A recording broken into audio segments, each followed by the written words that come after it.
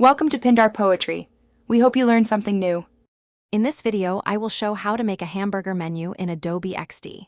First, open Adobe XD and create a new artboard. We will start by drawing 3 simple lines to form the iconic menu symbol. Ensure these lines are evenly spaced and have consistent width.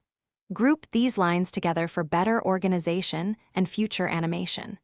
This initial setup is crucial for a smooth workflow.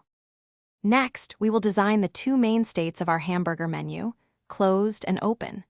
Duplicate your initial group of lines. For the open state, transform the lines into an X shape, indicating the menu is active. Convert this entire group into a component. This allows us to define different visual states within a single element, making interaction design much simpler. Now, let's bring our menu to life with animation. Switch to prototype mode in Adobe XD.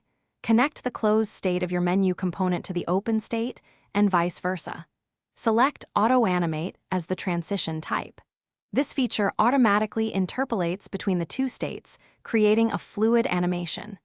Experiment with the duration to find a pleasing speed for the transition. Finally, test your hamburger menu thoroughly. Preview your design to ensure the animation works as expected and the menu is responsive across different artboard sizes.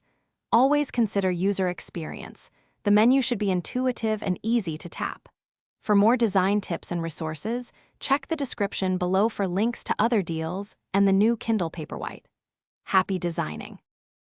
Thanks for watching. Consider subscribing if we helped you.